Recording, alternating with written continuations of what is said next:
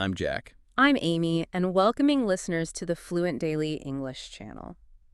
Today, we're doing something a little bit different. We're opening up a file that looks deceptively simple on the surface. It does. It's a beginner special, really tailored for those just starting their English journey, or maybe for those who feel like they've hit a wall with the basics. And I'll be honest, when I first saw the topic daily routines, I had a moment of, hesitation. I thought, really? Mm-hmm. Everyone knows how to say they wake up and eat toast. It feels like page one of a textbook. Let's feel like page one. But here's the thing about page one. Most people, they skip it too fast. Right. They just want to get to the interesting stuff. Exactly. They learn the vocabulary list, but they completely miss the nuance. So today, we aren't just going to list a bunch of verbs. We're going to look at the sort of psychology of how native speakers structure their day verbally. So we're talking about the difference between sounding like a walking dictionary and sounding like an actual human being. That's the perfect way to put it. We're tackling what I like to call the robot problem. The robot problem. I think I know what you mean. You know that phase in learning a language where you have all the facts, but there's just no rhythm? Yes. It's like I wake up, I eat, food, I go, work. Precisely. Mm-hmm. It's painful to listen to, and it's probably painful to say, too. Well, it's functional. I mean, people will understand what you're saying. They will, but it stops you from really connecting with people. It puts up a kind of wall. You just sound mechanical. Yeah, you do. And in this deep dive, we are going to dismantle that wall piece by piece. We'll break down the morning, the workday, and the evening. But with a special focus. Yes. We're focusing on the hidden glue, the little words, the prepositions, the phrases that live together, and the sequence words that turn a boring list into a real story. I really like that. Turning a list into a story. So if you're listening, wherever you are, maybe grab a coffee or tea. A notebook, if you're feeling studious. And let's get into the weeds of the daily routine. Let's start in the dark. Literally, it is early morning. The sun is coming up. It's a new day. What is the very, very first thing that happens in your brain? My brain turns on. So the first verb has to be wake up. Wake up? It seems so standard, doesn't it? Yeah. But this is our first big pitfall for beginners. There is a huge confusion between wake up and a very similar phrase, get up. Oh, I hear these used interchangeably all the time. I hear students say, I get up at 7 o'clock, when they actually just mean their eyes opened at 7 o'clock. And they really shouldn't be mixed up. They tell two different parts of this story. Let's get a little technical for a second. Okay. Wake up is a neurological event. It's internal. Your eyes open. You stop sleeping. But, and this is the most important part, where is your body? My body is still warm, under the covers, probably refusing to move. Exactly. You're horizontal. You're still in the bed. That is waking up. Okay. Now, let's contrast that with get up. Get up is the physical action. Yeah. It's the mechanics of it. Gravity is involved. Yeah. You throw the blankets off, your feet touch the cold floor, and you physically stand up. Eyes open versus feet on the floor. Now, why does this distinction even matter? Well, I suppose because it tells a story about your personality, right? And your specific morning. Tell me about your morning timeline. Do these two things happen at the exact same instant for you? Absolutely not. Yeah. No way. I am not one of those military-style people who just leaps out of bed at the first beep of the alarm. Yeah.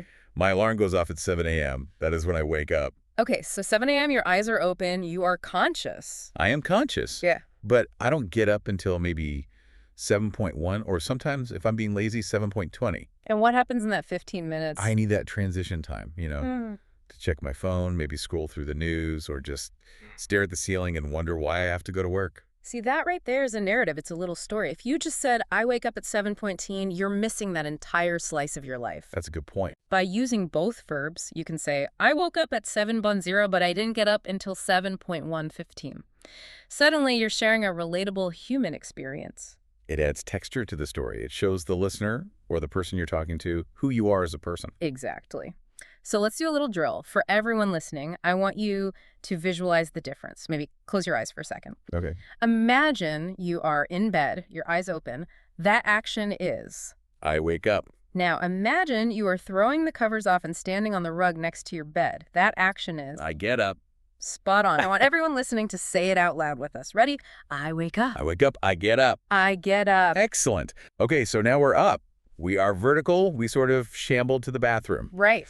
This is where we hit what I call the hygiene trinity. The Trinity. Okay, I'm guessing we were talking about teeth, face, and body. We are, but English is very, very picky about which verbs we pair with which body parts. This is something called collocation words that just naturally live together. Like best friends. Like best friends. Let's start with the teeth. That's an easy one. Brush my teeth. Yes. The verb is brush. Now, I often hear students say, clean my teeth, or maybe wash my teeth. Is that wrong? Well, technically, you're cleaning them. Technically, no, it's not wrong. But a native speaker will, I would say 99% of the time, use the word brush. It refers to the tool you're using. Your toothbrush. The toothbrush. It's a very strong collocation. Those two words are, like you said, married, brush and teeth. Right. Even with an electric one, it's still brushing. Exactly. Okay, next one in the Trinity, the face. Wipe my face. Simple. Wash. We use water, maybe some soap, so we wash. But now, here's the big one, the body. The shower. Ah, yes. I'm going to play the role of a student making a very, very common error. And I want you to correct me. Okay, I'm ready. I need to make a shower. Oof. Yeah, that one hurts my ears a little bit. Make a shower. Why? What does it sound like to you?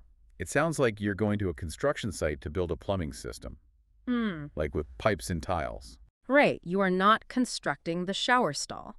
But in many other languages, I'm thinking of Spanish, French, German, Portuguese, the verb they use often translates to make or do. So it's a natural mistake to make. A very natural mistake. Yeah. But in English, we treat the shower like an object we are taking for ourselves. Yeah. So we say, take a shower. Take a shower.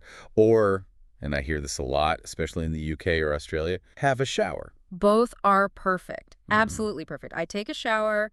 Maybe implies a bit more action. Perhaps it's a bit quicker. And I have a shower. I have a shower. Sounds a little more like an experience, maybe more relaxing.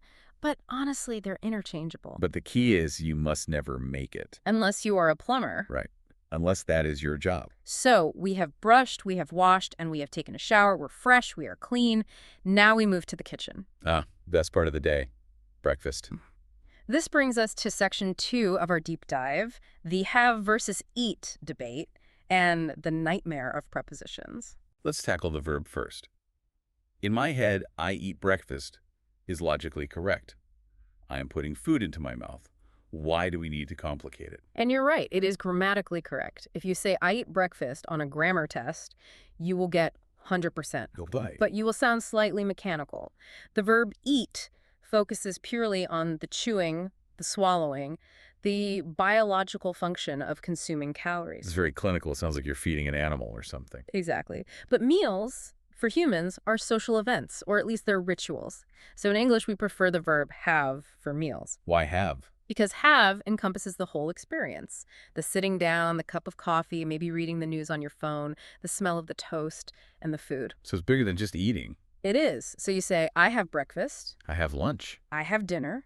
It just sounds softer. It sounds more fluent. Compare these two sentences for me. Sentence 1, I eat dinner with my wife. Okay. Sentence 2, I have dinner with my wife. The second one sounds like a date.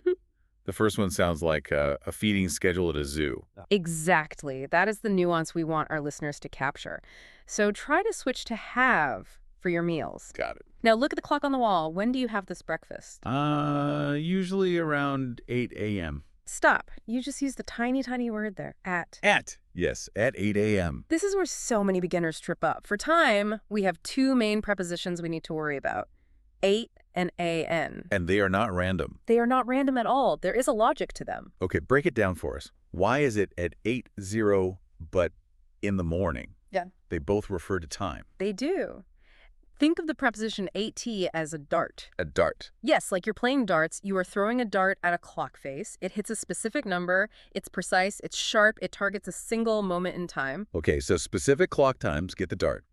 At 8:0, at 9:30, at noon. Precisely. Now think of the preposition en as a container, like a swimming pool or a big box. It represents a duration of time that you are inside of. It surrounds you. So the morning isn't one specific point on the clock. It's a 4 or 5 hour block of time. It's a container. Correct. You are inside the morning. So we say in the morning. We never, ever throw a dart at the morning. We never say at the morning. That is a really, really helpful visualization. At is a point. Yes. In is a space. Let's test this out. I'm going to give you a mix of times. You tell me if it's a dart, so you use at, or a container, so you use in. Okay, I'm ready. Midnight. Ooh, that's a specific point on the clock. Yeah. It's the start of the new day. That's the dart. At midnight. Correct. How about the afternoon? That's a long stretch of time. That's definitely a container. In the afternoon. Good. 6.45. Dart. At 6.45. The evening. Container. In the evening. Perfect. For everyone listening, try to lock that image in your mind. If you see a number, a clock time, use AT. If you see a part of the day, use IN. So if I put it all together now, I have breakfast at T80 in the morning. You've got it. And just to clarify, because English always has to have exceptions. Oh no, here it comes. I knew it was too easy. What about the word night? Ah, right. We don't say in night, we say at night. Yes. For some reason, night acts like a point in time in this context. It gets the dart. So we say in the morning, in the afternoon, in the evening, but at night. Just memorize that one exception. Okay, so the containers are morning, afternoon, evening. Night is the exception. It's a point. Exactly. So now we have our vocabulary: wake up, get up, brush, take shower, have breakfast. And we have our grammar at 7.0 in the morning. But if we just string these sentences together, one after the other, we still have a problem. The robot problem returns. It returns with a vengeance. Yeah. Listen to this routine. I want you to tell me how it feels to listen to. Ready? Ready. I wake up at 6 point. I get up, I shower, I have breakfast, I go to work. It's very choppy. It sounds like a police report or something. Suspect woke up at 0600 hours. Suspect ate toast. There's no flow. It's just a list of data. We need what I call storytelling glue. We need to stick these bricks of information together to make a smooth wall. So we're talking about sequence words. Yes. And you don't need fancy, complicated ones. You don't need to learn herewith or subsequently or thereafter. Those are for lawyers writing contracts. Exactly. For a normal beginner conversation, you just need the magic trio. First, then, and after that. Then, after that. This is the secret sauce of sounding fluent. It tells the listener that you are organized. It tells them, hey, listen, something is coming next. It prepares them. Right. Let's remix that robot morning routine, but this time using the glue. Okay, let me try to apply the glue. First, I wake up at 7:70. Good start. You've set the scene. Then, I get up and brush my teeth. A nice, smooth connection then moves the story forward. After that, I have a big breakfast. Do you hear how much more relaxing that is to listen to? It just flows. It has a natural rhythm. Yeah, it feels like I'm taking the listener by the hand and sort of leading them through my morning rather than just throwing facts at them. That's the perfect image. And the beauty of then and after that is that they are pretty much interchangeable. You can swap them around to avoid sounding repetitive. So I could say something like, first I wake up, then I shower. After that, I eat breakfast. Then I get dressed. Exactly. You can keep that chain going as long as you need to. You just alternate between then and after that so you don't sound like you're repeating yourself. Okay, but what happens when the chain of events ends? When we're done with the morning part of the story? We need a closer. We need a word that signals the end of this section. That word is finally. Finally, I leave the house. Yes, finally tells the listener. Okay, this little story is over, and now we are moving to the next scene of the day. It wraps it all up with a nice little bow. It does. Let's do a quick role play so our listeners can hear this in a real context. Tell me about your actual morning today, and specifically, let's hear about your cat. Use the glue. Okay, a true story. First, I got up because my cat jumped on my face. A very rude awakening. Then, I fed the cat because he was screaming at me. Good use of then. I can picture it. After that, I made coffee for myself, which was very important. The most important step. Perfect. Finally, I sat down to prepare for this deep dive. Excellent. Did you all hear that structure? First, then, after that. Finally. It makes even a simple funny story about a cat sound professional and fluent. It gives me time to think, too. While I'm saying after that, my brain is already searching for the next verb I need. That is a secret pro strategy. These words are like helpful fillers that give your brain a microsecond to find the next vocabulary word. It's a great trick. Speaking of the next scene, we are leaving the house now. We have said, finally. Now we are entering what you've called Section 4, the commute and the workday. The commute. A universal human struggle, isn't it? It really is. Whether you're in Tokyo, New York, or a small village, you usually have to get from point A, your home, to point B, your work or school. Unless you work from home, of course, in which case your commute is walking from the bedroom to the desk. A very short commute. But for the sake of learning English, let's assume we are leaving the house. The vocabulary here changes completely depending on your lifestyle and how you travel. We need verbs of movement. Yeah. And I think the most common mistake here involves the word go. Beginners love to say, I go with the bus or I go by car. Which is so understandable. In many, many languages, you would say, I go with. But in English, the verb go is just too vague. It doesn't give us enough information. We want to be more specific about the mode of transport. Okay, so let's break it down. Let's look at public transport first. Right. If you are using a form of public transport, a system that you do not control yourself, like a bus, a train, or a subway, the power verb is take. You sort of grab it. You seize the opportunity. I take the bus. I take the train. I take the subway. Correct. You are taking the option that is provided for you. You aren't driving it yourself. Okay, that makes sense. But what if I am the one controlling the vehicle? What if I have my own car? Then you use the verb that describes the action. Drive. I drive to work. Simple enough. And for the lucky few who live, 5 minutes away. You walk. Or, if you want to sound a little more formal, you can say you go on foot. But usually people just say, I walk to work. So we've commuted, we've taken the bus or driven the car, we are now standing at the office door. This feels like another one of those nuanced spots. The difference between arrive and start. It is, and it's a distinction that can tell you a lot about your work culture. Arrive is simply about reaching the destination. It is about your physical presence. I arrive at the office at 8:50. But I'm not working yet.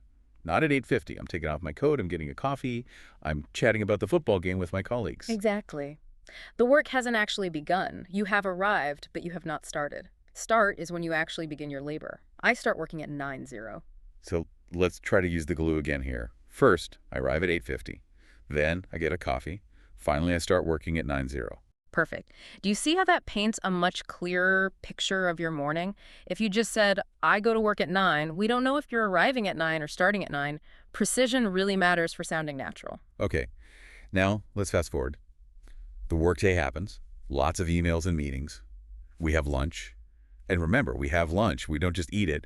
And then finally, 5:00 p.m. hits. Freedom.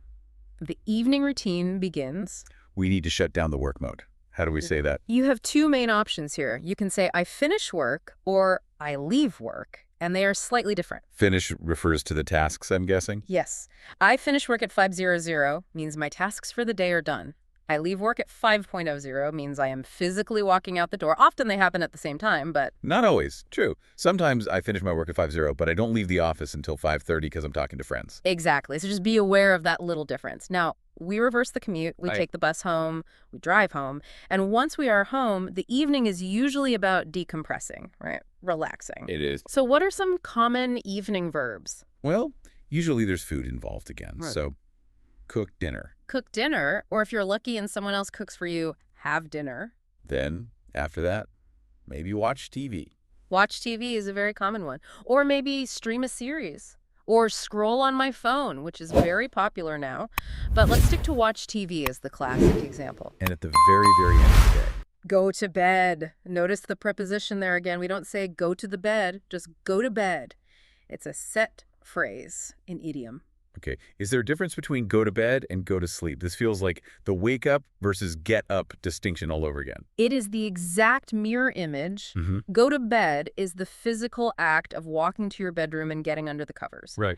You might read a book. You might talk to your partner. You are in your bed, but you are still awake. And go to sleep. Go to sleep is the neurological event, just like wake up. It's when your brain shuts off, you become unconscious. I often go to bed at 11 o'clock, but I don't actually go to sleep until closer to midnight. Because of the phone scrolling. Guilty as charged. It's a terrible habit. Very common one. But notice that timeline you just described. First, I go to bed. Then I read for an hour. Finally, I go to sleep. We've done it. We've built the entire day, from sunrise to sunset, using the present tense. I wake up, I go, I have. And this is perfect for describing your general routine, what you usually do. This is the foundation. If you can do this, you can absolutely hold a conversation about your day. But, Amy, here's the curveball. The tricky part. When I meet a friend for a drink, they don't usually ask me, what do you usually do every day? They ask, how was your day? Oh, the past tense, the ultimate boss fight for beginners in English. It is so tricky because English is a little bit chaotic with its past tense verbs, isn't it? It is. And for everyone listening, especially if you're a beginner, it is okay to stay in the present tense while you are learning. People will understand you if you say, yesterday I go to work. They will know what you mean. Communication is the #1 priority. Always. But if you want to level up, if you want to sound more polished and more natural, you need to master the irregular verbs. Irregular is a very polite way of saying totally random and with no rules. It definitely feels that way sometimes. Regular verbs are the easy ones. You just add ed to the end. Walk becomes walked. Cook becomes cooked. Watch becomes watched. Simple. But the verbs we use for our daily routine, they're almost all rebels. They don't follow the rules. They don't. So let's do a rapid fire drill. This is a mental workout for our listeners. I will say the routine verb in the present tense. You give me the yesterday verb, the past tense. Okay, I'm ready. Let's see if I remember them all. Wake up. Woke up. Yeah. And it's important to say not waked up. Definitely not. Okay, get up. Got up. Eat. Eat. Have. Had. This is the craziest one of all. Went. It's a completely different word. Went. Yes. Where did that come from? Who knows? But go becomes went. Okay, what's next? Leave. Left. Take. Took. See. They are all over the place. Woke, got, ate, had, went, left, took. There is no pattern at all. You just have to memorize them. Brute force memory. Flashcards and repetition. Unfortunately, yes. But here's the good news. You use these verbs every single day of your life. The repetition is built in. You don't need to study them in a book. You just need to live your life and narrate it to yourself. So let's try to tell a story about yesterday using our storytelling glue and these new past tense verbs. This is the advanced level. Go for it. Let's hear it. Okay. First, I woke up late this morning. Woke. Good start. Then I took a taxi to work because I was late. Took. Very expensive, but grammatically perfect. After that, I had a very busy morning. Had. Excellent. Finally, I went home and slept for 10 hours. You nailed it. And notice, for everyone listening, how the glue words, first, then finally, they didn't change at all. That's reassuring. They work for the past, the present, and the future. They're universal. At least some things in English are easy. That's good to know. We have covered a massive amount of ground today. We went from the psychology of waking up versus getting up, all the way to prepositions of time, the sequence glue, the commuting nuances, and finally, the past tense irregulars. My brain is definitely awake now, not just woken up. But knowledge without practice is just data. It disappears from your brain. So I want to give our listeners a specific challenge. I call it the mirror challenge. The mirror challenge. I love a good challenge. Is this about looking at ourselves? It is. And it might sound a little bit silly, but I promise you, it is incredibly effective. Speaking a new language is a physical act. Your mouth muscles, your tongue, they need to learn the new shapes. And it can be scary to practice with real people sometimes. You get nervous. You worry about making mistakes in front of them. Exactly. The mirror doesn't judge you. The mirror is a very patient friend. So tonight, when you are brushing your teeth, remember brushing, not cleaning or making. Got it. Brushing. I want you to look yourself in the eye in the mirror. Okay. Eye contact with myself? I can do that. And I want you to narrate your day out loud. But you must use the rule of 3. 3 sentences using our glue. First, then finally. Just 3 sentences, that's it. Start with just 3. Keep it very simple. For example, first, I went to the gym. Then I had a great lunch. Finally, I watched a movie. And speaking it out loud is the key part, right? Not just whispering it or thinking it. Loud and proud. You have to connect your brain to your mouth. If you do this every single night for 1 week, you will be shocked at how much easier and faster these verbs come to you. It's like building muscle memory for your tongue. It's exactly like that. And eventually, after a week or 2, you can start adding more details. First, I went to the gym and I ran 5 kilometers.